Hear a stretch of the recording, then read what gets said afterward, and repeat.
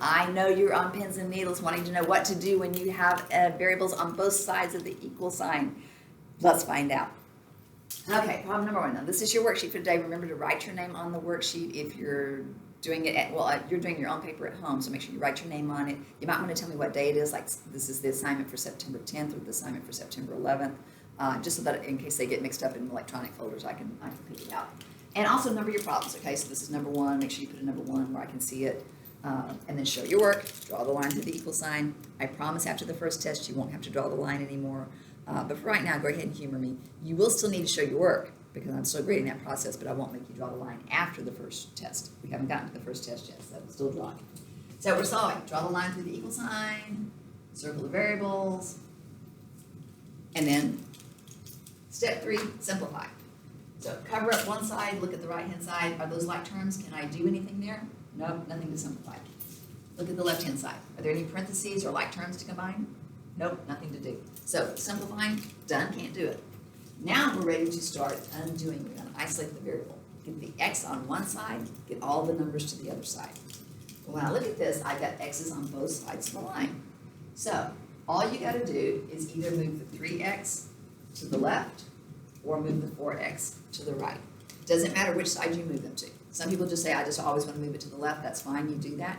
I personally will look at the two numbers, the coefficients in front of them, and just remind you, coefficients are the numbers in front of the variables. So in this negative 3x term, the negative 3 is the coefficient. In the positive 5y term, the 5 is the coefficient. And of course, numbers without any variables are called constants. It's good to know your vocab. You never know when they pop up on those college entrance exams. So what I do is I look at the coefficients of these x terms. I take the small one and move it to the big one.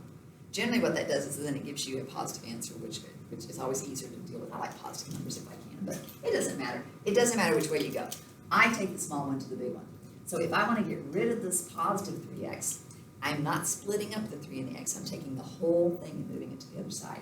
So instead of adding 3x, how do I undo adding 3x? Yes, subtract 3x. So if I subtract 3x on this side, that whole 3x, then I must do it to the other side.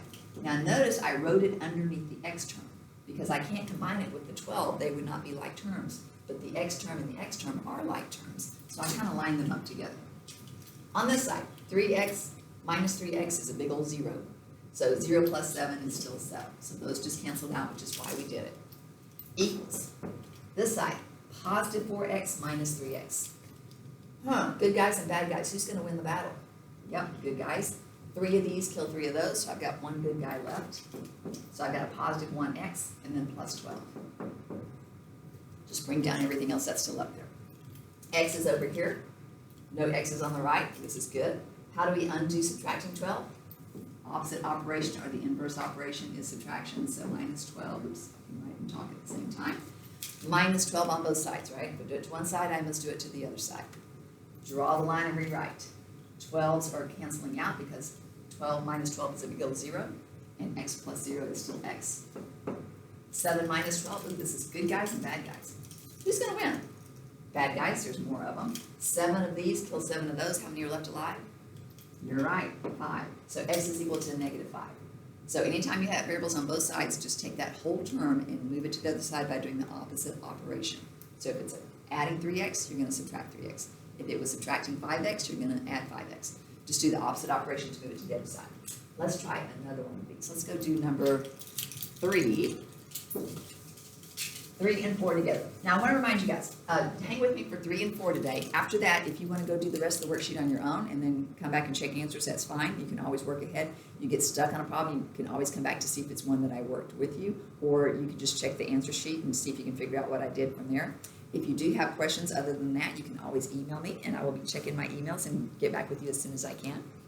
All right, so look at number 3 and 4. But don't feel bad if you want to work ahead. If you think, okay, I got this, I'm going to go work ahead. And then if you need help, come back to the video or come back to the answer key at the end.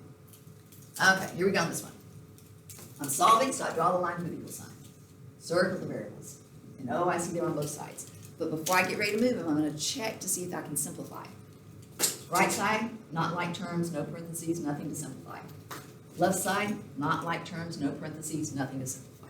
So I did that, checked it off, not done, or no need to do it. So now I'm going to isolate my variables. So I'm going to get x's on one side, numbers on the other side. 2x and 2x, well, they're the same number, so it really doesn't matter if I move them left or right. It won't matter, so I'm gonna move them to the left. So instead of adding 2x, I'm gonna subtract 2x. If I do it to one side, I must do it to the other side. And I'm gonna do it right underneath this x term so they can kind of go together. They are like terms. Over here, positive 2 minus 2, that whole thing cancels out. I'm left with 3. Because 0 plus 3 is 3. Positive 2x, negative 2x. Well, that also cancels out to 0, doesn't it? So this whole thing went away, and this is positive 3. 3 equals 3, but my x's are gone. What is x equal to? Sometimes when you do these, the x's will totally disappear from the problem.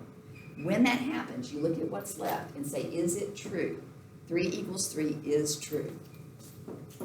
If it's true, that means any number you pick will work. If you look up here, 2 times x plus 3. 2 times x plus 3. Am I doing the exact same math on both sides of the equal sign? It doesn't matter what number I pick, I'm going to get the same answer on both sides. So x could be 1,256,000, it will work. X could be a negative 18, it will work. So all numbers will work. So the answer is all real numbers. Everything works. That would be the answer that you would write down. All real numbers. When they say, what is x equal to? X can be every number, all real numbers. All the little fractions, all the little decimals, positive, negative, doesn't matter. All of those numbers will work. Other ways you may see this written, they may do an infinity symbol. Ooh, that's a very bad infinity symbol. Okay, so they may do it as an infinity, meaning all numbers will work. Or they may do this little shortcut symbol. That also means all real numbers. Shorthand, I like shorthand. So here's another, this is how you do it. You do two vertical lines, and then do a big bar across the top like that. So that's all real numbers. So any one of these would be the correct answer.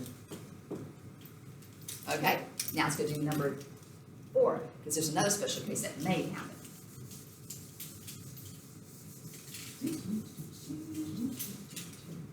Number 4. Let's see what interesting and fun things are going to happen on number 4. Draw the line through the equal sign. We're still solving. Circle the x's. One's on the right, one's on the left. And I think, okay, let's go simplify.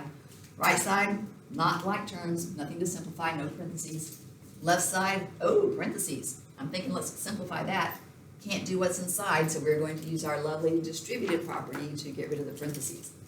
So 4 times x is simply 4x. 4 times negative 2 is negative 8. Parentheses are gone. 4x minus 2. Some of you are already kind of getting ahead of me and thinking, oh, 4x and 4x, same on both sides. But if I subtract 8, is that the same as subtracting 2? Am I going to get the same thing? I'm thinking not. I think this is going to be different. But let's go ahead and finish this off. I got x's on both sides. So since both numbers are the same, I'm just going to move them to the left. So this is a positive 4x. So to undo adding 4x, I'm going to subtract 4x. If I do it to one side, I do it to the other side. When I get ready to rewrite this, positive 4x and negative 4x cancel each other out. They are gone, and I'm left with the negative 2. Positive 4x and negative 4x also cancel out. They're gone. I'm left with the negative 8. So again, the x's went away. These are some special cases when the x's or the variables go away altogether. And when that happens, you look at what's left. Is this true? Is negative 8 equal to negative 2? No, that is false. When it's false, the answer is no longer all real numbers. It is now no solution. There is no number I can plug in for an x here that if I do this, if I multiply by 4 and subtract by 8, multiply by 4, subtracting by 2, there's no way I can get the same number, right? It'll never work. It will never ever work. There's no number. Now, so they'll either have the words no solution, or they may do this set symbol and have it empty inside. No number inside there whatsoever. Do not tell me the answer is 0. 0 is a number, so don't tell me that. Ooh, that is another way they can do it though. Don't tell me the number 0, so don't do this. They'll either say no solution, or they'll do that, or they'll give this symbol with a line through it, which means the same as this. It's the null set. I don't like that one because a lot of people confuse it with the number 0, but these two I like the way they do that. Okay, so go work the rest of this worksheet if you want to. I'm going to do one more with you just because it's a funky geometry one, but watch out for these special cases where the x's go away and you decide if it's all real numbers or no numbers. Okay, number 5. We'll set this one up. This one is a lovely geometry one. Let me see if I get a little more room up here. There we go. And they want you to find little a. It's set up an equation, so we have to write the equation for the area of a parallelogram. This is a parallelogram because the opposite sides are parallel. Opposite sides are parallel. 2 marks, so these two sides are the same length. Single mark, these two sides are the same length. And then they want you to solve for a, little a. Remember, area is equal to base times height for a parallelogram. So this is the base. See how they gave you this little expression here? I always tell my geometry students, put parentheses around the side of a rectangle or any dimension that they give you that's not a single number, put parentheses around it. So that way it won't get lost. Okay, so let's see, we need to write an equation. They tell me the area is equal to 64. Okay, so the area is equal to 64. And area, so right here, this 64 is going to go into that area. 64 is equal to base times height. Here's my base. 4a minus 24 times the height, which is 8. Now you can put the 8 on the back of it, because this times this is equal to 64. If you're multiplying, does order matter? I usually don't like to put that multiplication on the back of the parentheses. I like to put it in front of the parentheses, because then it makes my distribution look prettier when I do it. So, but you could do it on the other side if you really wanted to.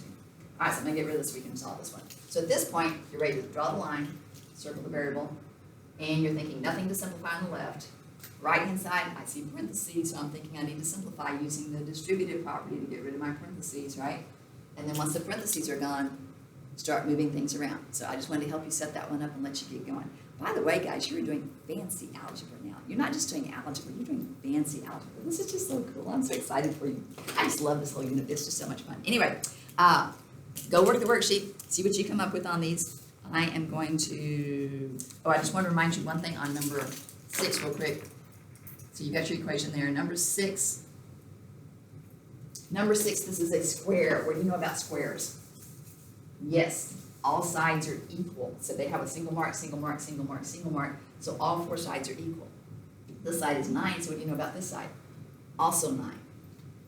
Area of a square is the base times the height again. So base times height, what is 9 times 9? So what's going to go in for A? What's going to go right here for area? 81. So this is 81 is equal to that. Now you can go solve for K, right? There's your equation right there. Okay, just want to get you a little head start on that. Here are the answers. Make sure you've gone and done your work first. Try them out. If you get stuck, then come check them. If you've got them done, you just want to check them, that's what you do. But you can pause the video and go do this. Let me find first page. Here we go. So here are the answers on the first page. Let's see if we can get back here where y'all can all see them. There we go. Answers and the work. Make sure you're showing your work on your paper. All right, if you've got the second page done, here comes the second page. Obviously, you can stop this and pause this video and look at this. There we go for the second page. Y'all have fun. Bye.